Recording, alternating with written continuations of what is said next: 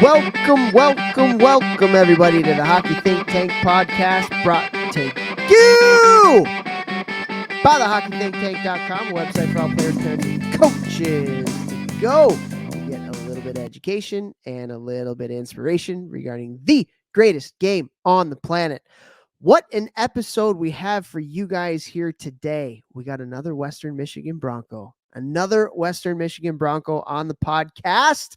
He grew up in the Los Angeles, California area, won a national championship as a player, then went on to play his college hockey at Western Michigan, played a couple years pro. Now he is back in LA in the youth hockey system there, has won a national championship as a youth coach, also works and runs RAD Hockey out there in LA.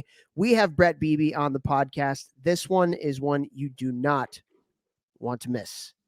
Pay attention. Like, this was one of the best that we've done, Vex. And I think a lot of people are going to get a lot of perspective on youth hockey in this one. It's got such great perspective, such a way about talking about the game and development and just the way and the state that the game is in right now. So I can't wait to get over to this conversation. But before we do, let's bring on the talent of the podcast, Jeffrey, Jehu, Zoolander, Lavecchio. Vex, what's up today, brother? Man, this was a great pod. I mean, I just got to say, we bring on these Western guys and they knock it out of the park, bro. I mean, we had a good, you and I got the CC, the cousin connection. We used to call it when we play in the tournaments when we were younger. And I feel like we had a little connection, the three of us here with Beebs, the Bieber. Absolutely slayed. I love how we came out of the gates hot with multi-sport athlete he was in California and talked about basketball and how he thinks that really helped him become an elite hockey player. And that's something that you and I have talked about. We've talked about on the podcast.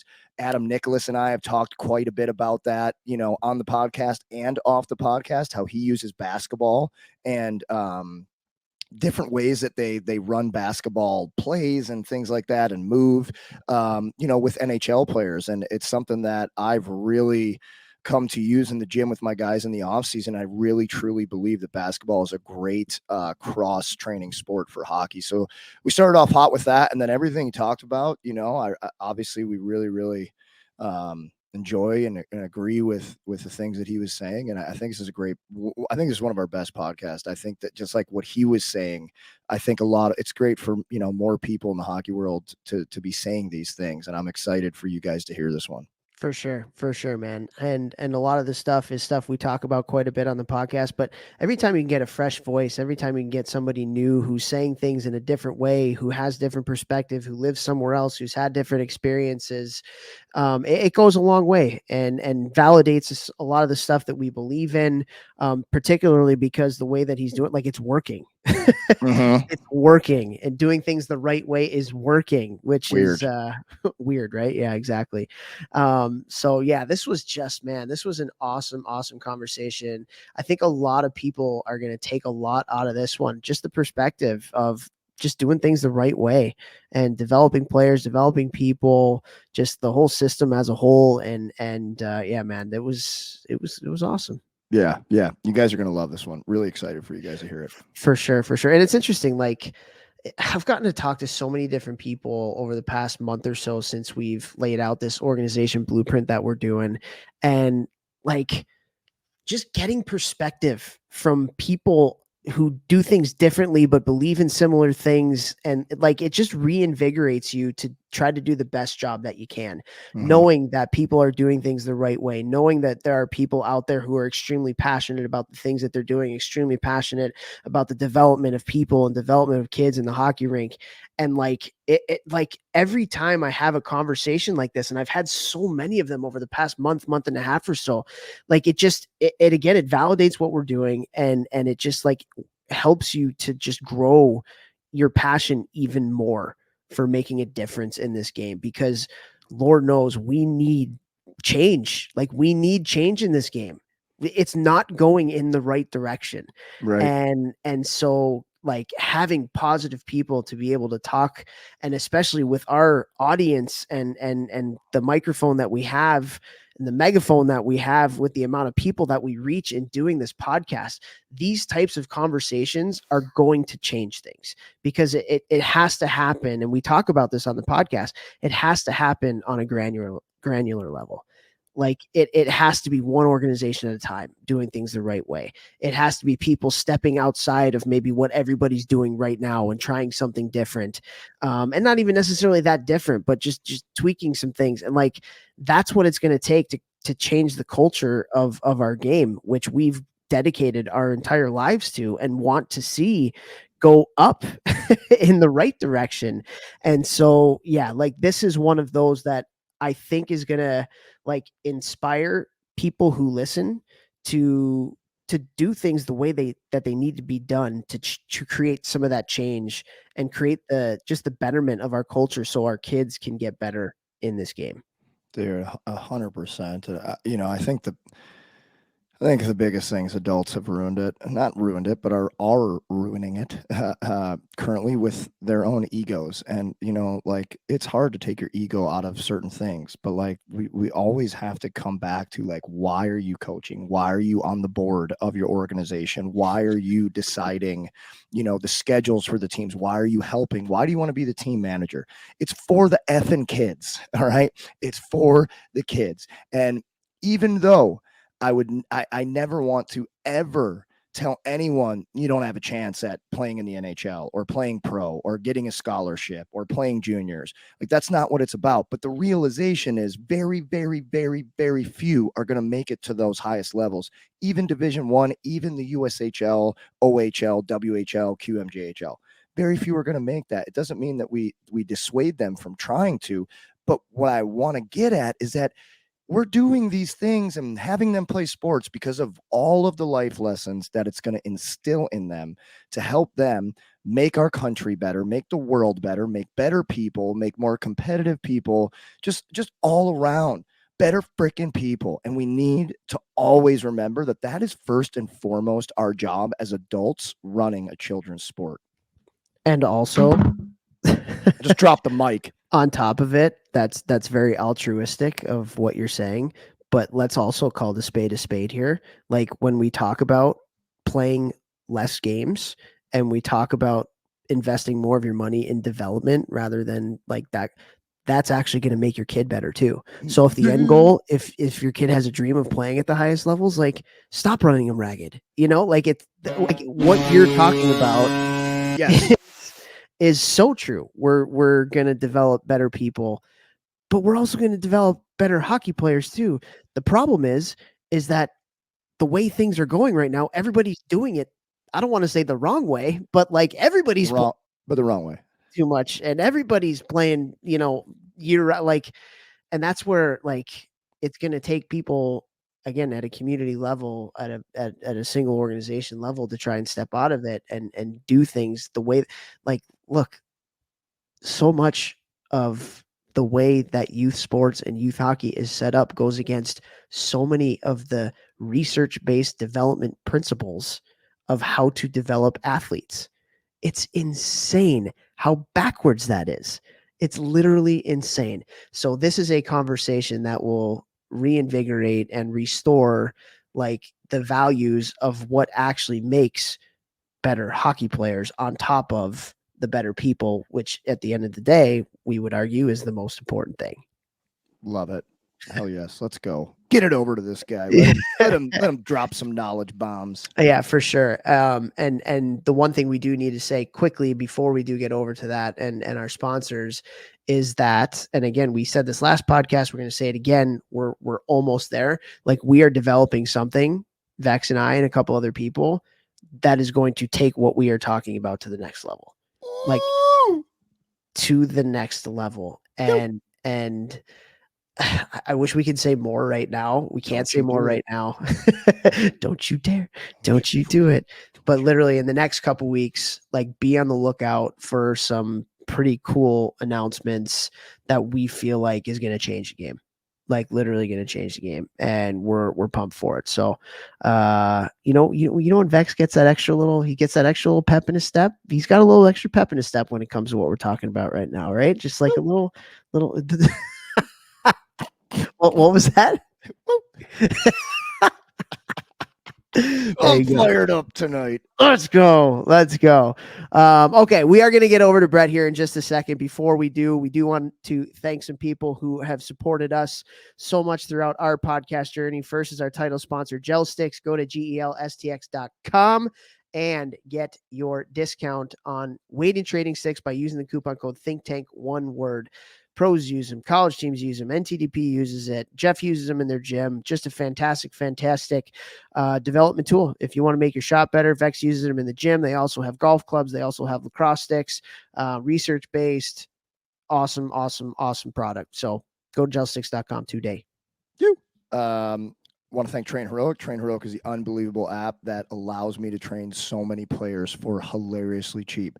Talking about trying to do the right things in hockey, all of my online training could be 4 times as expensive. The reason that I do it is to help as many people that I would never be able to work with in person, because there's only so many hours in the day and I can't do more than I already do in the off season. So like I keep the price super affordable and low, and it's the highest quality of training with videos of me coaching and demonstrating everything. That's the reason that right now I am the current online strength coach for Division I NCAA university, because the program and the app works so well. Same with a D3 team, a USHL team, an NAHL team, NCDC teams, and all these organizations and teams across the country. So Train Heroic, I can't thank you. By the way, did you not put those videos up on YouTube too? Oh yeah, I saw something on the IG, on the gram about you that. know, my whole thing, man. GMBM, bro. I'm wearing the hat. Like I live it, dude. And so now that I have my basement gym that's like a studio for me to film all my videos, go to gmbm.com, check it out. I am now all the new videos from my basement, because like the sound is great and the lighting, you can see the exercises better. From now on, when I film the new videos for my online training, I will put them all up on my YouTube. Free. Yeah, for free, guys. I said this to my Instagram the other day.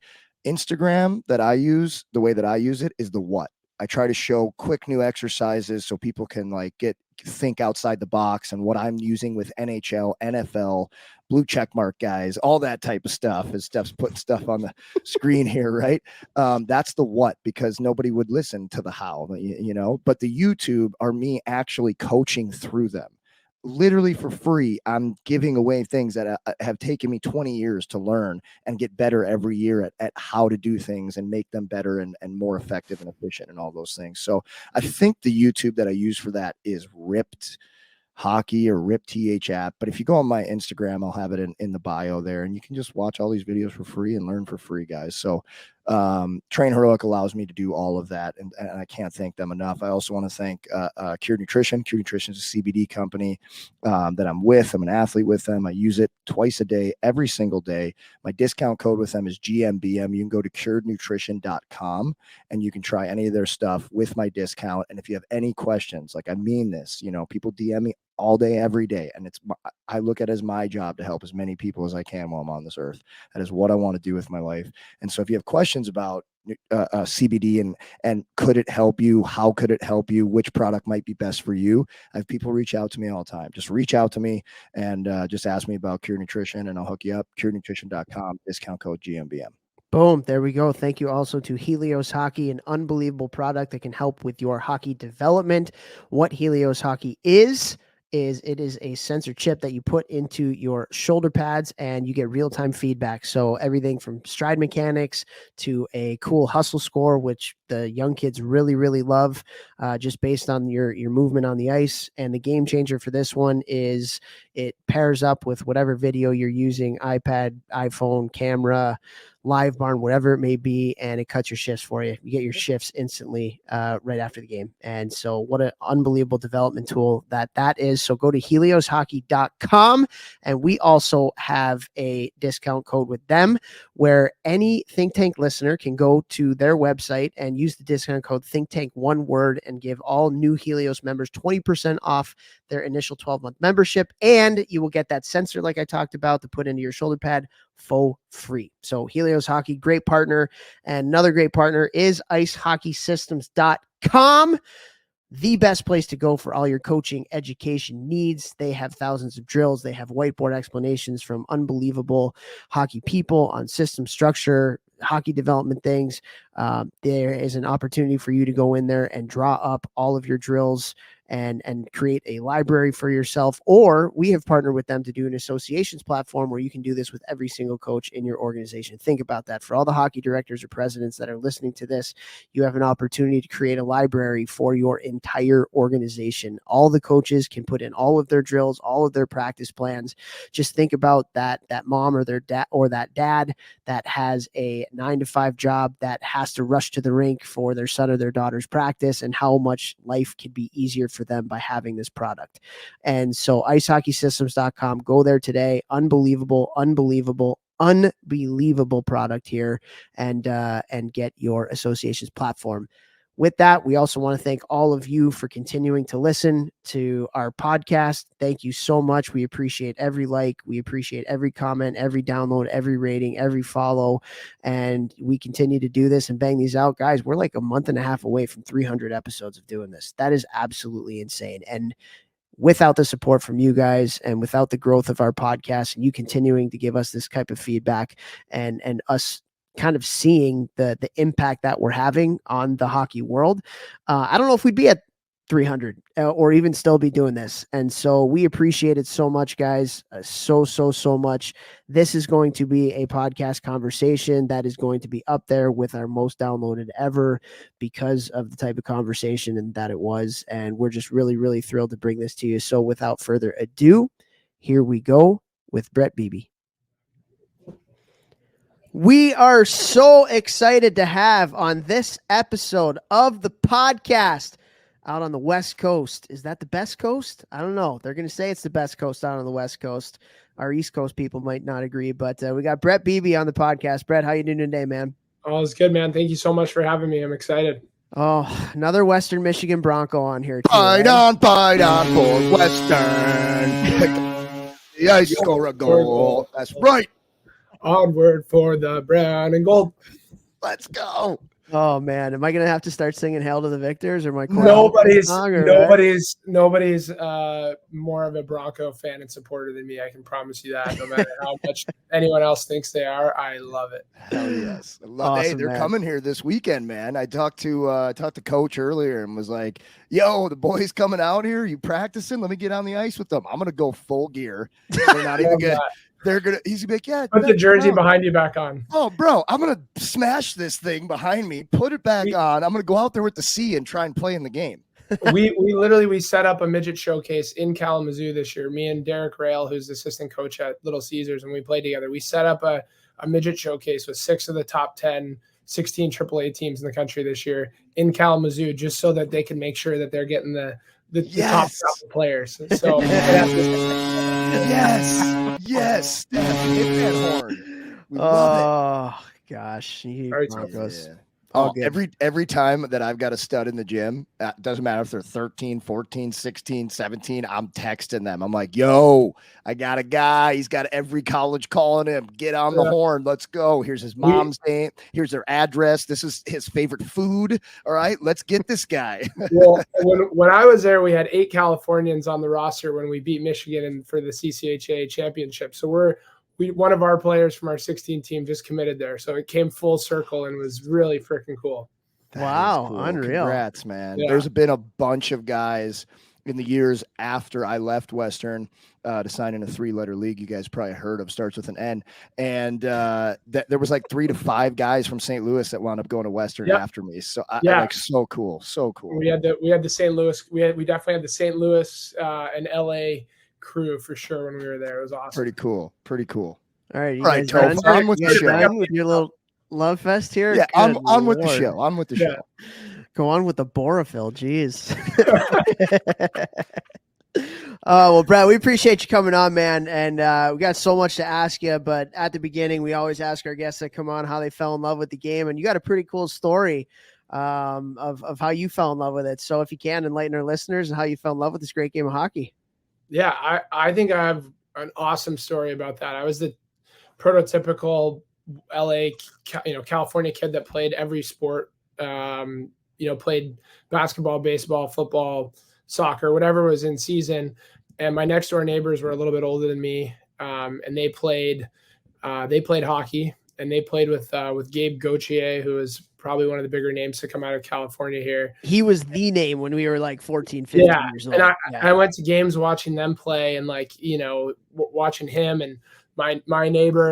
And so I wanted to fit in with them. So I threw on rollerblades, and there was an outdoor league at a park next to my house. And they literally used border patrols and a ball. And we started there, and that league ended up growing a little bit, and they actually put an actual roller rink in and had a really cool league. And my dad and another friend's dad ended up starting a little travel team out of that. So from like 7 to 9, we played travel roller hockey. And from that group of kids, there was like 18 of us, and 8 or 9 guys got Division I college scholarships eventually. And one guy played in the NHL, a couple draft picks. And when the Kings built their facility where I coach now in 99, that's what brought us all over to ice hockey. And it's, why I'm back here still coaching and being involved, because it led me on an incredible journey. Vex, it's really weird. Multiple sports and roller hockey, having fun with it, and end up having 8 or 9 players get Division I scholarships. Weird how that happens. The amount of times I've copied and pasted links to your guys' podcast talking about that to some of our families that, I'm involved in spring hockey. I'm involved in regular season hockey, and I see the families that are on the ice 7 days a week, year round, and they're like, what can we be doing to get better? And I'm like, stop coming to the rink, and here's a link to this, this incredible podcast, and, go sign up for baseball or basketball or whatever else. And it's an absolute no-brainer. Especially here where the weather's nice, like go do something else. Yeah. And vitamin D is so vital to our health. And because all hockey players, we're in rinks all the time. There is zero sunlight in rinks. And now kids are in them all winter, 7 days a week. Some of them, they're inside all the time. And, during Voldemort 19, one of the biggest factors for risk factors of suffering from long COVID or ending up in the hospital was literally low vitamin D levels. Vitamin D isn't really a vitamin. It's a hormone. We need this to be healthy. And it helps us recover as athletes. So you live in a place like California, you got to take advantage of the sun. That is literally an advantage over so many players in other states that they don't have. So getting outside, playing, moving, other sports, all these reasons. But I wanted to ask you, because you said you played multiple sports growing up. I know this is kind of a hard question, but looking back, which sport that you played do you think helped you be a better hockey player the most? Yeah, I think basketball. Oh, dude, that is the one that looking back, I say all the time. And what's funny is the first time I ever thought of that at Western Michigan, my freshman year, a bunch of the freshman guys went to the rec center, and Patrick Gallivan, who was in my class, unbelievable guy, GVN Performance, check them out, was my liney there. He was nasty at basketball. And at this time, he was barely playing at Western. Like, he wasn't really getting a shot. He was a recruited walk-on. And I remember watching him move with the basketball on the court and doing things that I literally couldn't even try to do. And then I would be watching him on the ice, and I was like, dude, because he's able to do that with the basketball on the court is why he moves the way he does on the ice. And the fact that I can't do that on the court is the way that I'm a robot on the ice right now.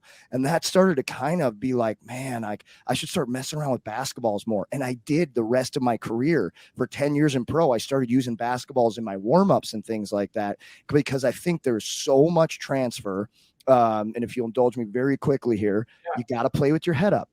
You've got to be constantly scanning while you're moving, and that uses all these different things in our brain that you got to work on. The coordination of dribbling while moving. There's passing, and in passing, you don't pass to where the guy is unless you're standing still. You pass to where they're gonna be, which is very important in hockey and a skill that younger players need to learn.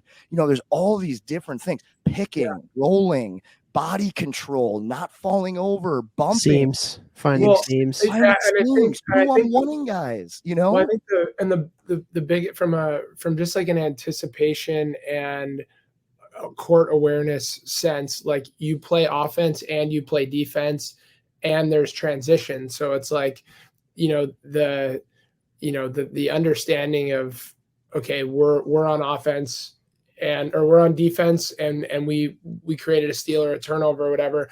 And we got to go play offense. You're constantly figuring out where, open space is and moving around guys. And like I wasn't a great shooter because I just playing so many sports. I just never really spent the amount of time that I needed to spend, shooting hoops like other guys. So I was a passer and I was just super competitive on defense. And so I think it helps you. It helps fuel the competition level in you too, because you can be, until a certain level, you can be an effective basketball player just by playing really, really hard. And so it was like such a fun outlet. But I remember, again, I think the game has changed. Hockey's changed a lot in terms of the commitment level that's expected by coaches and stuff like that. But like I remember vividly, going from hockey in the morning with a gym bag of my basketball stuff in it to basketball to baseball practice afterwards, like changing in the back of my dad's Suburban and doing that like regularly. And it wasn't travel, it wasn't whatever else. It was the local basketball league or whatever school I played for, and it was little league or pony league or whatever. It wasn't like, I don't know. It was just all fun. Like it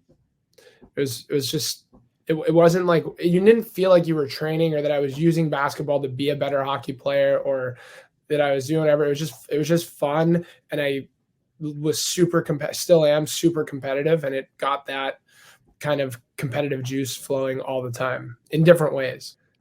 I don't want to belabor this point, but I think one of the most important things that you just said was talking about working on spatial awareness. I think in the game today, with how fast it is, the stops and starts, how smart players are now, what they're able to do with the puck and put it in spaces. Spatial awareness is something that a lot of players don't work on, especially in skill stuff now where it's very individualized and it's just like you against like objects on the ice. You're not learning what that depth is between me and the defender and the wall and the net and all these things and picking. So I think that is a really important thing that basketball can really teach you. And the competitiveness, and you're having fun and you don't realize you're training. I have so many parents reach out to me because my Instagram is huge now. What's up at Jeff Lavecchio? Out to me. Hey, I had a call with a dad, and if he's listening, I love you, bro. And I'm glad you called, with a dad of a player who was like 7 years old, asking me how we should start off ice training. And I was like, play other sports and have fun. Get in the yard with me, throw the ball. And so a lot of parents are now like, I want to get them into training. Guys, parents, young coaches, the best training for young athletes is playing other sports. All right. And it's cheaper. And it's cheaper. It's cheaper. I'm the guy who gets paid to train people, right? Like, but what they need to learn is all of these things that sports teach them. Like you could have a kid get in there and like do sprints and all this stuff. But when you're competing and having to express skill like you have to in other sports while you're sprinting, while you're stopping and starting, while you're jumping and passing, you're not just working on things you'd be doing in the gym. You're expressing skill while doing those things. And that's what you do in hockey. And that's what they need to get when they're younger. And it's fun. We're not going to burn them out. And I think in my experience so far, like I do think that, there's the I think parents, every parent wants to see their kids succeed at everything they do, right? And I think that when you are, okay, I'm a hockey player, right? At 8 years old, like a lot of parents now want their kids to be the best hockey player they can be, right? A lot of kids now with media and everything else, they see a lot of things that we didn't see maybe growing up. We just caught whatever game was on or whatever, and we're like, oh, that's my favorite team or that's my favorite player. Like now kids are watching other kids training, right, on Instagram or whatever, and parents post that kind of stuff. And it's like, well, if I don't do that, am I falling behind?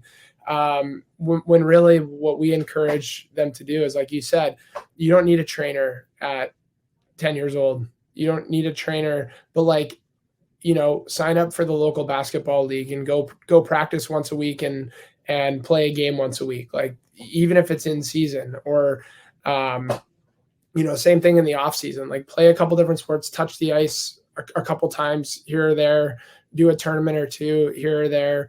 But you don't need to be on the ice 4 days a week in the summer, and you don't need a personal trainer at that age. Like maybe, if you want to have some group sessions or whatever, but I see the biggest gains from our kids that take a break and refresh and come back excited to play hockey in September. Cause they touched the ice here and there, but they didn't play, tournaments every other weekend. And I think it's funny. We have a kid that played for us, last year, and great kid, Ben Kevin. He was a 3rd overall USHL draft pick this last year. He led our team in scoring last year. He led nationals at scoring. And he had never really ever had any guidance on how to actually be a hockey player. He was just totally gifted offensively, and he was a great skater and everything else. He didn't make the NTDP this year. They thought he was a little too raw, and despite putting up the numbers and everything else, and that's fine. But he came back after the season, and he was normally a kid that would do 5 or 6 tournaments. He would get invited to all of these things. He would do these tournaments, and he just played all summer. This summer, he just trained all summer. No spring tournaments, none of that stuff. And he came to us, and I was like, whoa. And Des Moines brought him in for their main camp, not expecting to keep him. They told us, hey, he's coming back to you guys. He led their team in scoring for a couple of weeks, and they're like, yeah, we're keeping him. And now I think he's put up like 30 points in 25 games or something like that as a 16-year-old in the USHL. And just one summer of dedicating to, like, I'm not going to skate every day. I'm not going to play all these tournaments. He put on some weight, did all this stuff, and like became an athlete. And it doesn't matter if you're 16 or 12, like that's how you get better. I see it every day. And there's kids that put in the work all summer. They do all the workouts, they skate all summer, and then come, October, and the kids that took the break that might not be quite where they are in September are jumping past them by November, December. It's not even close. I think we just end the podcast now, guys. Right. You don't need to take anything else out of this. For everybody that's listening, you don't need to take anything else out of this except for what you two guys. And I'm like you, Vex. Like I run a spring and summer program. Like we have camps. We do some tournament teams. We run a college camp here. We do some on ice training and stuff like that. The first thing I say to everyone when they ask what they should be doing within our program is whatever you need to do. Like there's not an expectation that you're going to do all of it. We offer all of these things, not expecting you to sign up for all of them. It's like we offer tournaments each month that you can participate in, not because we want you to play in a tournament every month, but because everyone's schedule is different. And maybe you want to play in one in April and one in June, not because we want you to play April, May, June, July, August, and then go into it's just there for people that, everyone's schedule is different. So I'm in the same boat. Like it would be better for my business if I was like, hey, you should be doing all of these things all the time. It's like, absolutely not. And I think, I don't know, this is just segueing, but like, especially in California and in non-traditional markets, but even in general, like, a lot of people end up doing so much stuff, not because they think that that's what they're supposed to be doing, but it's because they go into their off season without a plan And so it's just whatever comes up is the thing that they think they need to sign up for. And then by the end of the summer, they've signed up for so many things that they're like, where did the time go to actually like train and get better and enjoy summer and enjoy a vacation and time with people. And so like that absence of a plan tends to be something that we see a lot of people fall into. It doesn't matter really what the age is. That's So really interesting. Is there a way we as coaches at the end of the season, like what do we do? How do we Yeah. get in front of Well, that? You know, I what do think you say to your team? Yeah, I think the hard part is that you can't wait until the end of the season because like Yeah, they're getting emails in January. yeah, like I've been doing the spring and summer stuff for it's kind of since I started. So like 6 or 7 years of like this, 10 years total of our camps and whatnot. And it used to be that there was like, you know, kind of the same tournaments every year. And then now I think COVID, because everyone lost a season and they sort of had to start playing in the spring and the summer because they lost their season, it blew up the amount of spring and summer hockey events. And when everyone signed up for 1 million spring and summer events because they missed out on a season, all of those companies sort of you know, we're like, oh, let's capitalize on this. And after that, it was like the never ending spring and summer saga of tournaments and events. Vex, your face says it all. And what I would tell our kids is I meet with all of our players multiple times a year. Like I'm big on meeting with the players and the families all year. Like our families can set time with me whenever they want. And a lot of that talks about what the off season looks like and what next year looks like and what they should be doing. And for midget players, which are usually the ones that I kind of advise with the most, it's like, hey, if you were drafted to a USHL team, like you're going to that camp.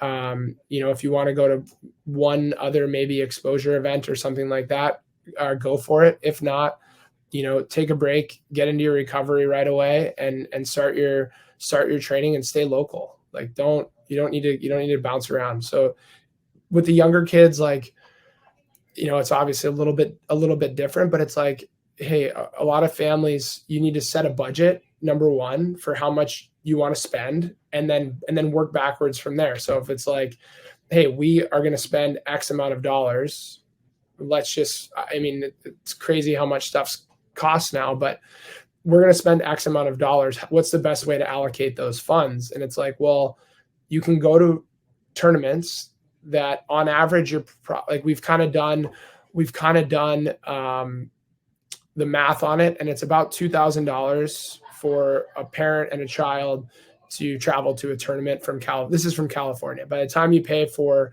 the airfare, the hotel, the food, the tournament entry fees, and things like that, you're all in about $2,000. So I've done the math and broken down. I'm a nerd on this stuff. So like I've broken down the math on, okay, what type of return on your investment do you want? For that $2,000, maybe you're playing 5 games. If your team has 3 lines, you're playing an average of a third of the game. If you have the puck on your stick for 5 seconds a shift, you're touching the puck X amount of times during a game. So for $2,000, you've got the puck on your stick for, you know, a total of like 4 minutes in the course of a 5-game weekend. If you play 5 games and you're only on the ice for a third of each of the games, like, okay, then you are actually only on the ice for this much time. For that same $2,000, you can spend $50 or whatever it is and be on the ice for an hour with a coach. And how many hours are you actually on the ice with a puck on your stick or doing skating drills or whatever else? And which one's the better return on investment for you? So I have a whole like PDF breakdown that we'll just hand out to people. You know, and I do think that there's something about for younger kids, like playing with really, really good kids and against really, really good kids a couple times during the summer at a young age is really, really useful. I don't think you need to play in the super elite tournament series that goes for 6 months and you're paying a shit ton of money just because you want to be involved in that status, ecosystem status or whatever. Yeah. And it's all pre-puberty. So like, it's not even real hockey. And so that's how I do it is I start with, okay, well, what do you want your off season? How much do you want it to cost? Do you want it to cost $10,000 so that you can do 5 tournaments? Do you want it to cost $10,000 so that you can do 1 tournament and you can, do all these other things? Like, what do you want it? Think about all that money too. Oh, $10,000. Well, you could play 2 local sports throughout the summer that will cost you maybe $1,000. You could also pay for a nutritionist to help you learn about like healthy foods and what that looks like. That might cost you $1,000 to work with them the whole summer. And then the other $8,000 you can put in the stock market or a CD and make 4 to 8%. So let's do that, mom and dad. And that'll what be about a the next vacation hockey season. as soon as the season? Yeah, vacation, whatever. There's a lot of things you could do with that money that is going to actually help you way longer, and especially in the long run, than going to freaking 16 elite 4-year-old tournaments here. Yeah.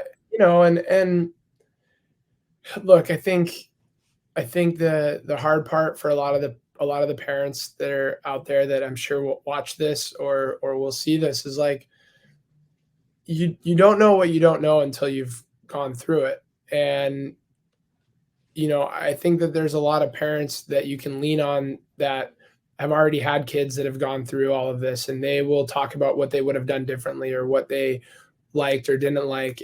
And I think the people that give advice that have nothing to gain from giving that advice are the people you want to listen to, like you guys, that, you put this thing together for the betterment of the hockey community. And it's like, you look at the careers that you guys had and what you're doing now, and it's like, why would you guys purposely mislead people? You have no financial gain in any of this. Like, the people that run these tournaments and these programs, like, they have all the financial, things to gain by saying like, hey, yeah, you need to sign up for all of these things. You need to do these things. Like, here's your pipeline on how you're going to get to where you want to go. Like, look at all these players that did this before you. And I could just as easily make a list of the players that didn't do any of those things that also made it. So it's like, what data points do you want to use in this stuff? And it is pretty crazy. I feel like right now, my Instagram algorithm, there's like a lot of like Hockey Academy and summer and spring tournaments. Like, those are the paid ads that I'm seeing based on who I follow and, what I'm putting my attention towards and stuff. And like, it's like every day I see something new. I'm like, how many different tournaments can there be? And how much, like, this is crazy. It's crazy. And the program, when I started doing the tournaments, we originally just started as a camp. So we were like we were kind of the local camp that all the tier level kids would come to. Like, it was usually 2 weeks in the summer, and there was certain age groups in 1 week and certain age groups in the other age group. And like, even though I coach with the Kings, I have a really good relationship with all the clubs here in town and on the West Coast. And it's not about building anything for the Kings or whatever. It's about, I just want all the best players that love hockey and whatever else come train and then go back to whatever team you played on. And so when we started it, when we added the tournament teams, it was more just like, hey, this was a good opportunity for kids that normally play on different teams in the West Coast here to come play together, meet new players, like maybe the Coyotes kids in Arizona, the Kings kids, the Ducks kids, whatever, they play together. And now we've created some relationships where those teams can play more games against each other locally or whatever else. And now it's gotten to the point where we kind of broke away this year, and I set up something different. We'll still do a couple tournaments outside of this, but I set up a small league with 5 other spring and summer programs that have been around for a little while. And we just got tired of going to events that have, 20 teams in a division, and you have no idea what the level of teams are that you're going to be playing. And you're paying a premium price now. Every tournament has gone from like $1,700 to like $3,000 now. And you have to do a state of play. You don't know where you're staying or what rink you're playing at until a few weeks before the tournament.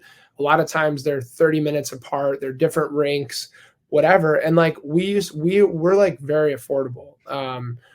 And so, but the way we were affordable was like, we'd have, normally the games are at the same rink. So we'd have 2 coaches go to coach 3 teams, right? So that there was some overlap. If there was an overlap in one of the games, now you can't do that because there's 15 rinks that they're playing out of, and they're, far apart. And like, So now I've got to pay for extra coaches to go and hotels. And so it's just like, we started this league. There's 6 programs. We're all going to bring 5 birth years. All the games are at the same rink. It's a state of play, but like all the teams are built into the hotel model. So like we're responsible for the hotels, and it's not a third party, which means that we can keep other things cheaper because we're using some of the hotel revenue to offset our costs. And on Thursdays before the tournaments, we're offering skill sessions that all 6 of the programs, the teams, are going to bring their coaches together to collaborate. All the kids from the different programs can come skate together, have some parent socials, bring in some people that, like maybe you guys, to talk to the parents about the craziness of all of this stuff and what they should be doing and maybe what they should stay away from, and really, create something that's more than just show up, play games, go home. And that's what I think the vision of that whole thing is about.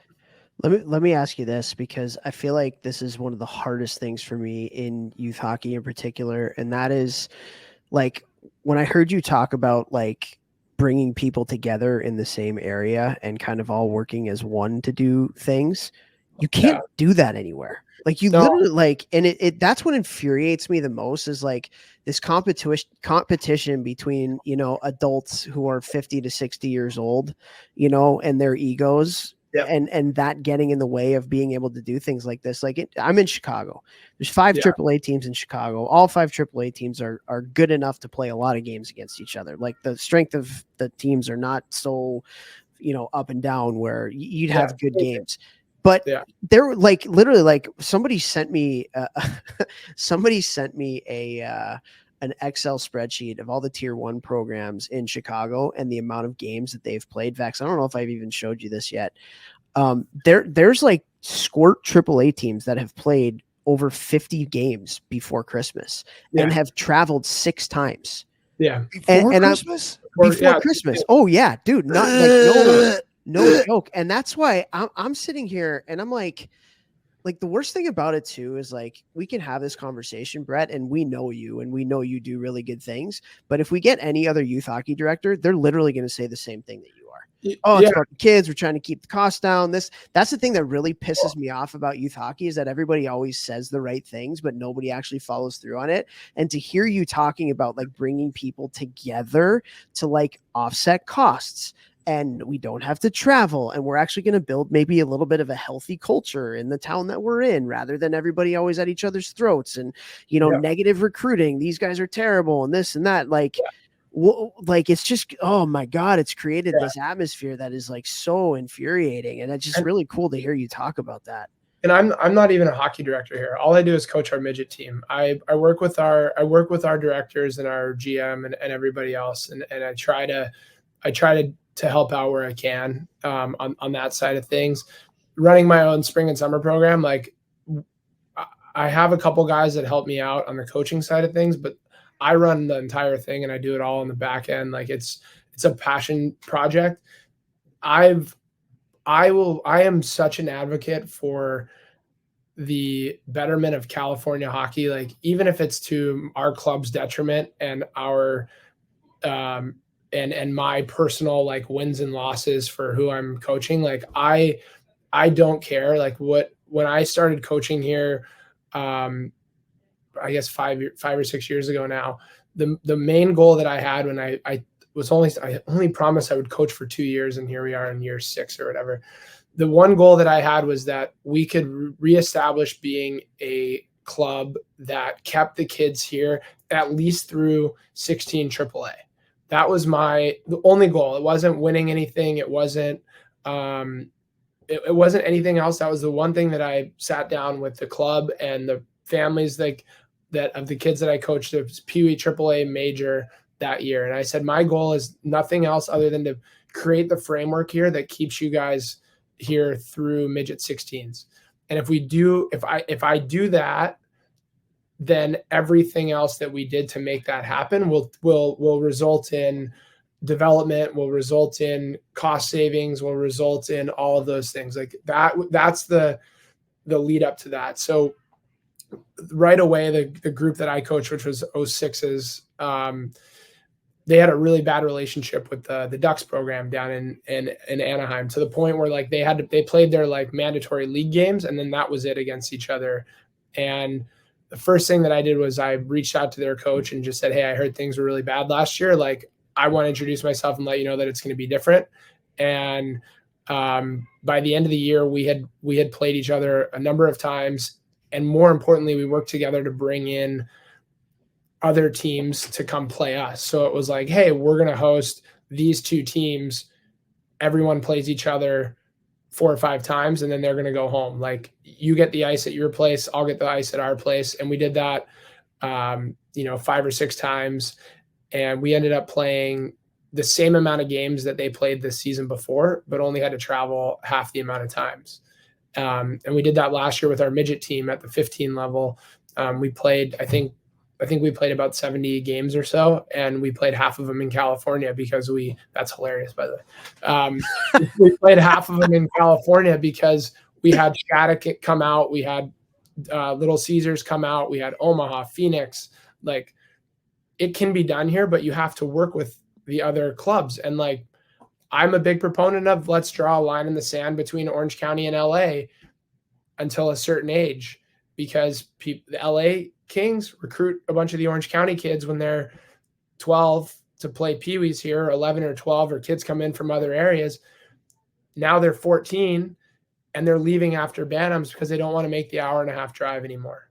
Like, let's develop our LA kids here that are close. We might not be a top 5, 10 team in the country anymore. We might be a top 15 or 20 team, but those kids are going to stay through 16s because there's a pathway for them to stay here. They don't have to leave and go to the academies and whatever else. Like, it's the only way to make it work out here. And I think that Chicago, Michigan, whatever, they have it even easier because there's 5 teams that are really, really good. Like, you guys shouldn't be losing players anywhere, based on that. Like, a California team just went out and played like 5 of the Chicago teams in a row. Like, they just flew out and played, one game again in each team and came back. Like, they should be setting that up all the time. Totally, man. It's everyone until all of the hockey stuff, and it starts with coaches. Like, at our club, like I'm critical of our club always, because I think we can always be better. I think that if we're not hard on ourselves about what we can be doing better, then we're not putting a better product out. In California, like, and I'm sure it's everywhere, all the coaches are independent contractors, basically, outside of coaching their team and filling like lessons, and the things that come along with that are become more important because of the financials than actually developing the players that you're coaching and the commitment you make to them. And so until hockey in general becomes, everyone stops having their hand in the cookie jar, then it's only going to get more divided. It's only going to get more expensive, and it's just going to be harder and harder. And I think we're making it harder than it has to be. Amen. So well said. Is there anything that you can think of off the top of your head, and I'm sure it's not off the top of your head, to get to that place? Like, how do we get to that place and not having everybody? Very, very easily. There has to be the government, like, until there's actual rules in place, like, it doesn't matter. And like, I don't know that USA Hockey wants to do what they actually have to do to curb some of this. Like, I think the first thing that they did was when they opened up, quote unquote, juniors to all of these leagues and everything else, the first thing it did was water down, U18. So they opened the door for that. And I get that it's a free market and that we live in a capitalistic society. Like, I'm all for capitalism. I'm all for everyone, if you put the best product out there, people will buy it. Like, I'm all for that. But until USA Hockey puts rules into place about what organizations can and can't do,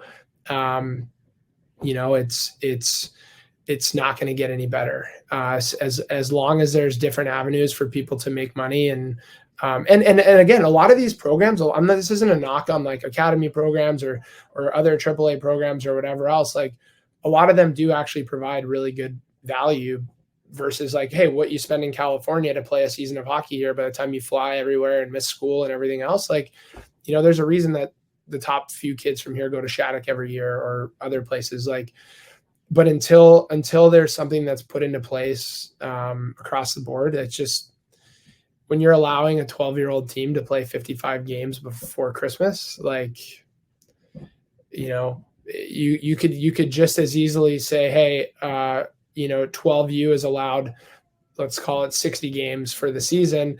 And, based on your region, X amount of those games have to be in your state. Well, like you just made organizations have to figure out their scheduling better than saying like, let's just get on a plane every weekend. And you're going to maximize where you're playing and who you're playing and everything else. Things like that are really, in my opinion, the way that it works. Now, again, that still leaves a lot of freedom, right? If you're able to play 60 games and you're in Chicago and you can play, 30 games at home, well, if there's 5 AAA teams, you can play everybody 6 times. Or, teams that come in to play you from other areas, those may count as local games. I don't know, just thinking out loud, but that's sort of, you put a framework into place. Like, I'm a big proponent of our organization as the Kings to put in a limit on how many times a team can travel. Amen. We have some teams in our club that travel, they're going to play like 80 games this year, and they're going to be on a plane, 13 or 14 times. And what does that do for so many families who can't afford that? Yeah, like we're pushing out future stars because we just keep increasing the cost. Guys, if they're below 14, maybe 15, but for sure below 14, they don't need to travel that much. They don't. You get better in practice. Practice more than you play. Now, granted, like we're in a unique situation here. I feel like California is, and smaller markets are in a unique situation in terms of teams that they're able to play and things like that. But I've been a big proponent of like, let's start a little West Coast league where like Vegas at the younger levels, what they're doing now that the Knights are there, that's going to be a hockey hotbed here soon. Arizona, despite the Coyotes struggles and stuff, like they're producing great players and great teams and great coaches. So I think if we put the framework in place of like on the West Coast here, if those are all places you can drive, and you can leave after school on a Friday, go to Arizona and play 2 games Saturday, 1 game Sunday, and come home or whatever else. Like putting instead of being like, oh, well, that team's not very good, we're going to fall in the My Hockey rankings or whatever. Like, we're not going to play somebody local. Like you mentioned, Topher in Chicago, like, or Michigan, like some of those teams won't play each other, not because they don't want the game, but because they don't want to, fall out of whatever ranking they are. So until USA Hockey wants to take a deeper look at, they're doing such a great job at the younger ages. Like you look at what's happened in the last decade since they started the ADM model and the type of players that are coming out that are starting at that younger age. They did one small thing to change the trajectory of players at a younger age. And why not take it a step further? Why not put some limits into squirts? Why do we have AAA in squirts? Like, great question. Why do we have? I have the answer to that. I know you have the answer. You ready? Hit me. Because USA Hockey can't afford to get sued up their butt a million different times from families and parents that have a lot of money that want their kids to play 80 games. 100%. And that's the thing that really sucks. And again, like, I don't know if necessarily USA Hockey has done the best job of selling the things that they're doing, because it's all research based. No, for sure. Cross ice hockey, like that's what you should be doing at Mites. We're getting on the ice with our midget guys. I gave them 2 full weeks off for Christmas and New Year. So we have our first practice right now since the 18th, and they're going to do 2 full ice drills to start practice, and then the rest is just going to be small area competitive drills for 45 minutes so that they can get back in shape. And so but I'm with you on that. The only thing I'm a big proponent in all things in life that it's easy to complain. It's hard to affect change by putting things in place to actually make the changes you want. I've now just stopped worrying about the whole big thing, because I know that, it's not, I'm not big enough to affect change everywhere, but like, I just focus on my little bubble here, the guys that I work with, the families that I love and care about. And I've put my time and effort into those kids and those families, and what everyone else is doing, I've stopped worrying about. And I can come up with a million solutions and whatever else, but like, I think we're doing a really, really good job here. And I think we're affecting change here.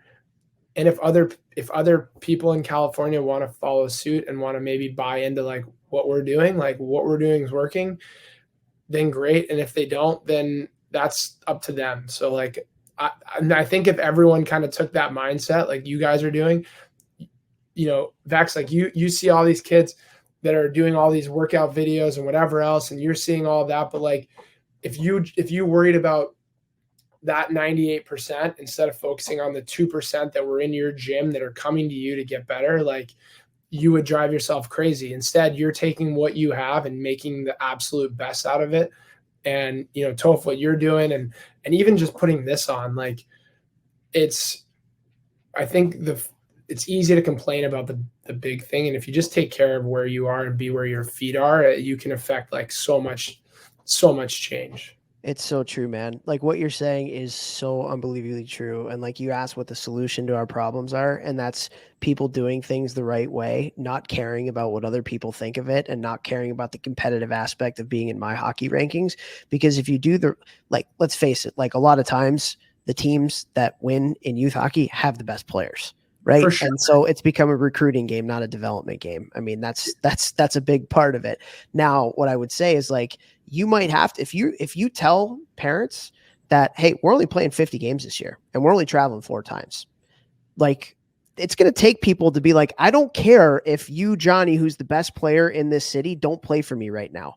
Because all youth hockey is what can we do to accommodate little Johnny's family so they can come to us, so we can have a good My Hockey rankings, and then everybody else will want to come to us. Like, it's going to take people that are hockey directors or presidents in different cities, like all around, like doing things the right way and being okay with doing it that way and not caring if they lose the top 1, 2, 3 players for a year or two. And then like everybody always talks about like the midget hockey, like start at the youngest of ages, because honestly, I don't think USA Hockey can really do anything about this. USA Hockey is they're strapped, because if they do try to mandate things, like look what happens when they tried to mandate cross ice hockey at Mites. Everybody went to AAU.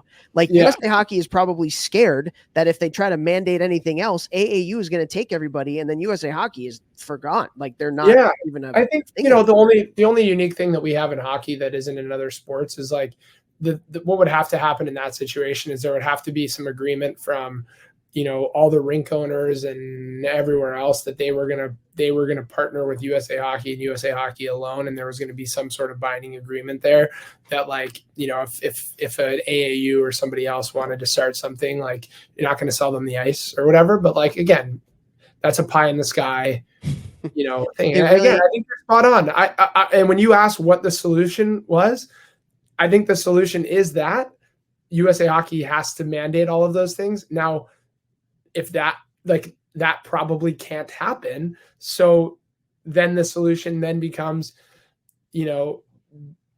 taking care of your house and where you are and things like that. And I think you hit the nail on the head, and it's been the biggest thing that I've been a proponent of, which is letting everyone know well ahead of time what the plan is.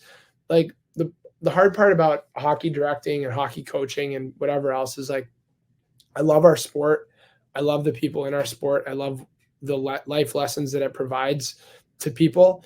But the hockey director position, the GM position, the whatever else in a lot of youth hockey organizations or even coaching, it's a low hanging fruit for a lot of people. And if it's a position that you not necessarily directing or whatever else, but like a lot of things, like there's a lot of people involved in hockey that maybe don't have the business sense or that don't have the other things. Like not everyone has a lot of the things that make a great hockey director, communication skills, financial literacy, like a lot of things. Like to do it really, really well, you have to have a lot of those things. Same thing with coaching. Like, a lot of people get into coaching because like they only know hockey. Maybe they didn't do anything else, which is totally fine. And some people don't put their whole heart and soul into working with kids. And like, it is what it is. You're going to get that. So I think, again, it comes down to what you said, like getting the right people together. And I think if there's some sort of curriculum or something that is foundational to your organization, and then other organizations are willing to share that and communicate it with each other, that's how everybody gets better. And I think there's some AAA organizations that do it absolutely fantastic, and they might not win national championships or show up, in the My Hockey rankings up high, yet they continue to produce good players and, more importantly, good people. And then I think that there's other organizations that are in the top 5 every year that, if I had a son, I would never consider sending them to some of those places. And you brought up recruiting versus development. I think Ben, the kid that I talked about earlier, is a perfect example. And again, before you start, go back if you're listening to this right now, go back to minute, what was it, 15 or 10 or whatever, and go listen to that, because that was awesome. Yeah, and so Ben, when I was taking over this team, after their Bantam year, I knew that I was going to be getting the team. So I met with the families in January or December, whenever it was. And that's usually the time in California when people are kind of making their decision on what's next. And I sat with all the families and all the players, and I said, here's what our practice schedule is going to look like. I'm going to make sure that we play as many local games as possible. We're not going to travel outside of our Tier 1 Elite League plus. I'm going to get you in front of the USHL Fall Classic, the NTDP tournament that they do, and then one other one. So it's like one a month basically, which is less than they've done in the past year. Here's what our training schedule looks like. Here's what the expectation of time at the rink looks like. And, here's our coaching staff, whatever else. And if you want to be here, great. If you don't, it's totally fine. And a few people went other places. I love the families that left. I still work with their kids when they're home in the summer, but we did beat 3 teams that had kids leave to go play other places on our way to the national championship last year. No big deal. Grass isn't always greener on the other side, is it? No, we water our grass here, so it's really green. But Ben, so I sat down with Ben and his family, and he was a great Bantam player, and he could have gone to any top program that he wanted to. And the big thing that we sat down and talked about was, I was like, look, I've watched you play. I've coached you for 3 years in different aspects and things like that. And I've talked to the coaches that know you and that you're looking to, potentially go to the NTDP. Like I've talked with those guys. Like I know what the knocks on your game are. I know what coaches and players or coaches think of you. I know what you need to work on. And you have my full commitment that my goal this year is not to win or whatever else. It's that you're going to be the best possible player you can be by the end of the year. And we're going to close that gap on those deficiencies. And that's your D zone coverage. That's your body language, like all of those other things that, and I'm like, you can either get that from day one here, or you can go to any of these other teams and they're not going to figure out what you need to work on until December after you've been with them for 3 or 4 months. And at that point, they're going to have a decision to make. Play the next 3 months and be okay with, hey, he's such a good offensive player that we're going to deal with the rest of that stuff because we have to win in order for kids to keep coming here. Or they might say, hey, we'll put in the work to help them develop these next 3 months. We'll see what happens. And you can either take that chance or you can have a guarantee that like that's what you're going to get here. And he chose to stick around. And same with a few other kids that we had the same conversation. It was like and Toph, I commented on something you posted the other day about rolling the lines or whatever. And it's like, every kid on our team plays a regular shift. Every kid on our team, even at the midget level, plays a power play, plays a penalty kill. Everybody plays about evenly until January. And that's laid out. How do you approach that? What's that? How do you approach that Yeah. at that level with the parents and the players? How do you get them on board? Yeah, it's in a meeting well before the season starts that if you're on this team, I'm here to develop you. And the way you develop is not sitting on the bench. Like, you play. And we lost games last year. We didn't lose a lot, but we lost games last year where our fourth line was on the ice, up a goal with a minute left, and we got scored on. Now, we won games in March and April because our fourth line then got to go play another shift up by a goal and got the puck out of the zone and, whatever else. Or like our third line, we needed a big goal and our top guys weren't on the ice. It was our next group of guys. And we won games in March and April because those guys had the confidence to play those big minutes. And more importantly, like, I think the coolest thing for me as a coach and what I think is like the secret sauce of a great team is if you will buy into whatever your role ends up being from January to March a hell of a lot more if you had the opportunity from September to December to get into the power play, to play some bigger minutes, to whatever else. Like, you had that chance. And if you didn't succeed at it, like, you can't be upset that you're not getting it in January through March, but you had the chance. And so you're going to run through a wall for your team and your coaches or whatever else later on down the road, even if it's a lesser role. Steph, goal horn, goal horn, goal horn, goal horn. There we go. Please, parents. We are like, I've been so fortunate to coach some incredibly gifted players. Like, we had a great group of players. We had 4 kids that got invited to the NTDP camp. One of them made it. We've got 4 or 5 kids that are committed already. Like, I'm not sitting here saying we're like, the school of the blind on ice here. Like, we have very good players, and I'm not making something out of nothing, but like that doesn't guarantee that you're going to win. I think the winning is a byproduct of the development of a lot of the players. And, I'm always the first one to say, like, don't confuse activity with accomplishment and don't confuse winning with development. Like, you can win games at the youth hockey level without developing players. Like, if you're coaching the squirt or the peewee kid that, cheats in the D zone all the time and he's going to score 2 or 3 goals a game, so you don't correct it, you're going to win a lot of games, but like, that kid's not going to be a better player. You're hurting that kid. You're hurting that kid. And it's really hard to sit. But I think, again, it goes to communication and delivery. Like, it's really hard to tell an 11-year-old kid that just scored a goal, like, hey, what you just did, even though it worked, was not the right play. And now, not only do you have to tell them that, like, you have to now show him why that is and what they could do differently. And then, that takes some massaging. Like, you can't just say that and walk away down the bench. Like, it's like, while the play's going on, like, you might have to be like, hey, yeah, it worked, but here's what is going to happen at the next level or whatever. And then you got to revisit it and whatever, all those things. And like, we had this really good peewee team when I was my first year coaching. We had Topher, you're still at Michigan, right? No, I'm not there anymore. Okay, yeah, you're not there. Chicago Okay. now, yeah. Oh yeah, that's right. So we have one of the kids on our team from that year is committed to Michigan, and is that Aiden? Aiden Park, yeah. What a kid!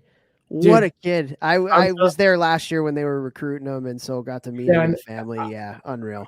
We ended up winning that. He was an MVP of the Quebec tournament. We ended up winning that with that group of kids, and we had, working with him was one of the most fun things that I've ever had experience with in coaching an individual player.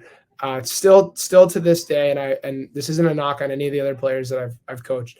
There is not another player that I've coached, even today, like when he comes back for the summers or whatever else, that raises the level of the people around him on the ice and off the ice more than that kid. And if an NHL GM takes a shot on him, he will be a Joe Pavelski or just a guy that you can't figure out why he continues to have success, because he's not the prettiest player in the world, but he raises everyone's level around him. But with that being said, like, it was really hard. He was an incredible Pee-wee player, and we had a couple others, and it takes a certain maturity level that he had even at that age to agree with you that the goal that he scored was something that might not work later on. And when you get the one guy to start buying into that, then the other guys follow him. And we had some other guys that were, the puberty kids at 12. Like, we won that tournament because we had 4 defensemen that are, I think, playing. If they're not in the USHL now, they're about to be. And they were all huge back then. Like, that's impossible to lose when you have that. But some of them could just shoot the puck from anywhere and it could go in. It's like, guys, like, I know you can do that, but I'm asking you not to. And it takes some buy-in from 12-year-olds but if you do it with your best couple players, the other kids also buy in. They're not trying to toe drag at the blue line when they enter the zone on a 1-on-2. And so if you hold everyone to the same standard when they're 12, those middle of the pack players, they're going to be better for it too. And I think Aiden was like the perfect example of that as like a 12-year-old. And I'm so happy to see how, much success and everything else that he's had since then. That doesn't surprise me one bit from having met him and his mom on their visit. Like, and that's the thing, like, for all the kids that are listening, like, here's a 12-year-old, 13-year-old, whatever, who's now committed to Michigan. And I think he was like, I don't know, he was probably 3rd overall draft pick or 1st round in the USHL at some point. He was high round draft pick. But, like, man, if you were one of the best players on your team at any level, peewees, bantams, midgets, like, if you want to win and you're one of the best players, if you're one of the hardest working players or the hardest working player on your team, I guarantee you your team will win. I guarantee you your team will win, because everybody follows the best players and what they do. And if the best players, and this is true at the NHL level all the way down, like, if your best players are hot dogs and your best players don't want to buy in and your best players want to do things their way, then you might win if you have talent, but you're not going to win a championship. If best players are the hardest workers at any level, like, everybody else is going to buy in. And, like, so if you want to win, if you're competitive and you're one of the best players on your team, be the hardest worker, guarantee you're going to win. And that whole birth year here was very similar to him and how hard they work. Like, Vex, if you could have worked with this group of kids, you would have. It's probably the reason that I've coached as long as I have. Like, working with those kids for 3 years, starting with that Pee-wee year, was like some of the most rewarding times in my life, because Aiden had, I don't know what was going on with his sinuses, but the kid had a runny nose for like 12 years. He would literally be in practice with just snot coming down his nose, just looking at you like a bull with a cape. And like Drake Murray, Tyler Chiavetti, Torrey Pittner, who's playing the USHL now. Like, he's good. All of these guys are committed, and we had many other. Quentin Bourne is in the Western League. Like, we have a bunch of kids that were like, but Aiden drove the boat. Like, he just had like this 1% more. He would hit somebody in practice at Pee-wees, and Quentin Bourne and him would go at each other one-on-one in drills, and Quentin would beat the shit out of Aiden. Sorry for the language. Would beat the crap out of him in practice, and they would end up like coming up like almost punching each other. They were like going at each other so hard, but it set the tone for the rest of the guys that like, that's what practice is going to look like. And they made my job a lot easier and more fun. And I don't know how we segued to that, but I think if you can create that environment at the youth level, like we talked about, and you explain that before the season, like Vex, like our practices were harder than our games because like you said, awesome. But I think that there's also, it's easy to say that. And it's another thing to create the practice plans and the planning for doing that. Like, it's not going to be harder if you're just constantly skating around cones or doing the same 5 drills, every time. So it's like, how do we as coaches work together to share things that create that in all of our practices and in all of our stuff like that.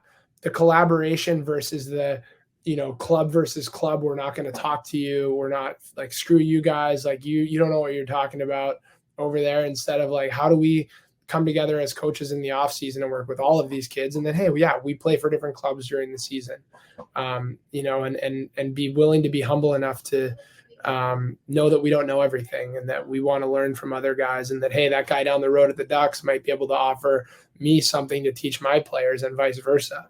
And just talking about like, having the best players like going at each other and playing hard. Another thing like coaches you got to do is like, you've got to instill that in your leadership group. Like, hey, you need to be doing this for you guys in the room. You are the best players on the team as of right now.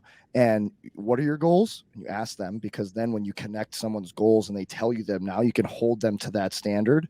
And now they don't feel upset or emotionally damaged or hurt when you try to hold them to the standard. Because like, you told me that you want to play juniors next year. You told me that you wanted this. So, and here's what you are not, I'm being hard on you because this is what you said your goals were. Right. And if your actions right now are not aligning with what you told me. So are you going to change your goals or are you going to change your actions? Exactly. And getting your leaders on board, because like Tope said, then all the other players follow suit.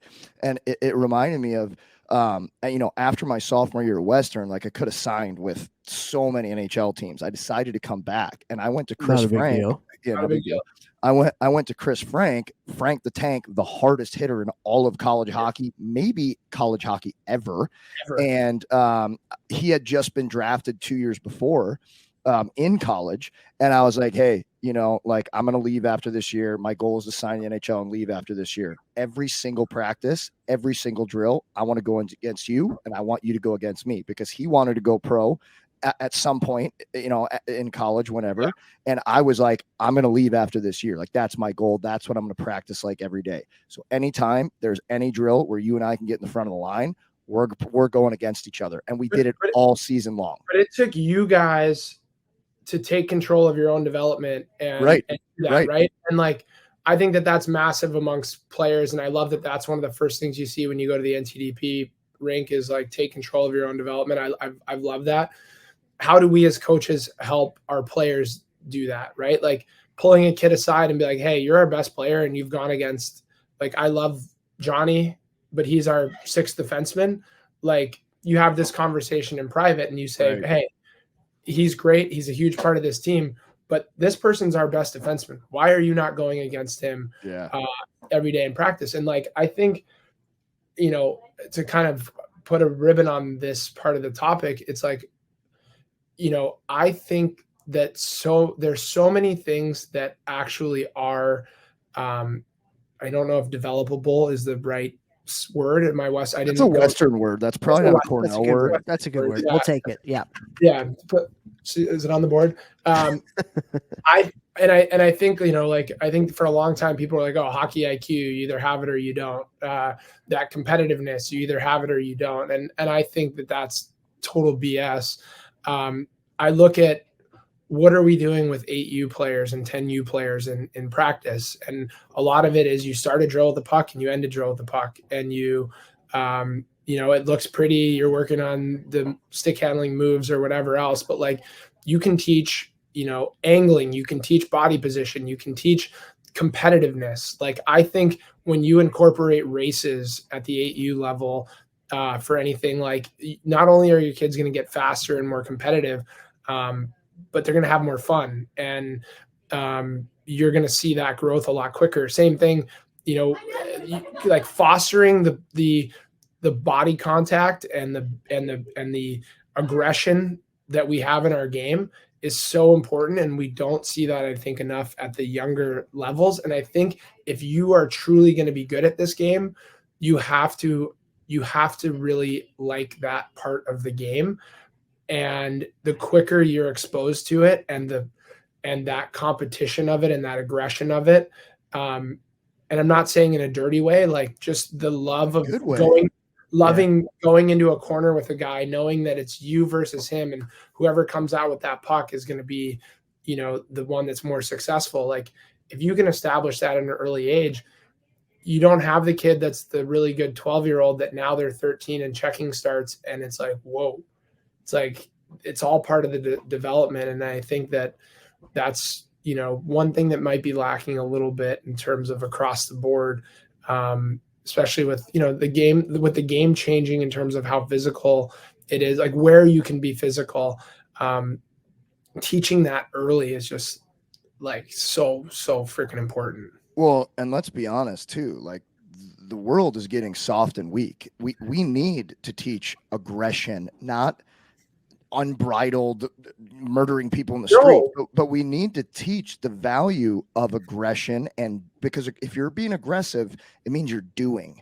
The world is run by doers and people that take action. And Toph and I talk about on this podcast all the time about how we should all be using hockey and youth sports in general as metaphors to help people have healthier, happier, more successful lives. And that is done by doing, not sitting around on your hands, waiting, hoping something is going to be gifted to you. That's not how the world works. So aggression is something we need to be instilling the right type of aggression into young players. Well, and I think that no matter what it is in life, there's usually a winner and a loser in pretty much everything, whether it be sports and business or whatever else. Like there's certainly like there's enough room in the world for everyone to have success. But what does success look like to you? And I think in hockey, number one, how do you handle winning and how do you handle losing? Like if we can create battles and you lose your battle, do you sulk? Did that person, he cheated, whatever else? What's your response to that to then go back in line and do it again? Same thing if you win. So it's not about winning at all costs. It's like there's a winner and a loser. You're going to have another opportunity if you lose. Same thing when you win. Just because you won once doesn't mean that it's done. You have to keep winning over and over again. And that is something that I think we've lost a little bit of, not in our game as much, but maybe in just life in general. It's like everyone gets the trophy and it's like, it's okay. It's okay to lose. Like it is okay to lose. Like you are going to lose so many times in this life. And it's like, if you don't allow a kid to learn how to handle losing at 8 or 10 or 12, what's going to happen the first time that they get told they're not good enough, or they don't get accepted to the college they wanted to go to, or the girlfriend breaks up with them, or whatever? Like, let's let our kids lose. Let's let our kids win. Like, it's okay. And that, to me, if we can create that at a younger age, we develop them as hockey players and we develop them as young men and women. Like, that's at the core of what I teach and believe. Dude, when I have kids battle, young, old, NHL, college, junior, it literally doesn't matter what age. I look around the room before we start some kind of competition drill, and I'm like, look the guy across from you in the eye right now. I want you to want to murder this guy. I want you to win. And when you win, I want you to chirp him. And the loser, you've got to do blank. And literally, like, if they're not chirping the younger kids because like they're like softer, I'm like, no, chirp him right now. Chirp him. And then I'll talk about like, I don't want you to do that in the real world, but I want you to love winning so much. And I want the guy who's losing, I want you to hate losing so much that you want to get up and go again right now and try to win. And that other guy wants to stay on top. Like, I literally tell guys to chirp each other in the gym, and then I'll bring everybody over. Let's watch this battle right here. Yeah. How much better is your energy level amongst them? And they go nuts and everybody's chirping everybody. Everybody wants to win. And I'm like, we're literally going out to practice here in a few minutes. And I've got 2 teams set up, and they're going to basically play a small area games tournament for 45 minutes because they've been off the ice for 2 weeks. And they think that the lines that they have on the wall right now are like, they're going to get like bag skated or something, which I don't do the bag skates, but they're in teams. They're going to get on the ice. They're going to do their first 2 drills, and then they're going to think something really hard is coming. And it's going to be, hey, we've had 2 weeks off. Like, we're going to compete. and the kids are going to be drenched. They're going to be beating the shit out of each other, and it's going to be the quickest way for them to get back into game shape, and they're going to have a ton of fun doing it. And the losing team's going to have to untie winner's skates or bring them or whatever. So I'm spot on. Like I love that stuff. Well, Brett, I feel like if either myself or my tattooed cousin over on the other side of the screen there, if one of us dies, you're probably next in line to being the host on this podcast. I think anybody that loves this game for what it is and loves the great things about the game and really looks at it introspectively and not from hey, I need to make money on this thing. They agree with everything that you guys talk about. And that to me is the difference. Like, you guys do this because you believe in the sport and you believe in the people that are around it. And, I'm certainly not perfect and I make plenty of mistakes as a coach and with all of this stuff, but like I've got what I believe in and it aligns with what you guys are doing. And I'm super grateful to have a quick outlet here to be a part of this, but you guys are doing such great things. So keep it up. And hopefully this can become, the norm, not the exception. Totally, that, man. Totally, man. Yeah, thank you for those words, and keep doing a great job out there in LA. We're gonna have to, Vex. We're gonna have to come out and visit. I've never been to LA. You're definitely. We don't have a lot of recurring guests on this show, but every one that we do is an absolute killer sniper, and you're on the list to come back, bro. 100%. Yeah, that was awesome. Sign me up. I will happily come back. I love chatting about this stuff, especially with people that I'm not debating about it for. There's some agreement. So sign me up. I'm in. You have to jump on the ice here to coach. Yeah. Minutes, but thank you guys for the platform. It was so much fun. Yeah, absolutely. Thank you for all you're doing for the game too. And yeah, we'll have you back on at some point again for sure. Thanks, man. Awesome. All right, guys. We'll talk soon.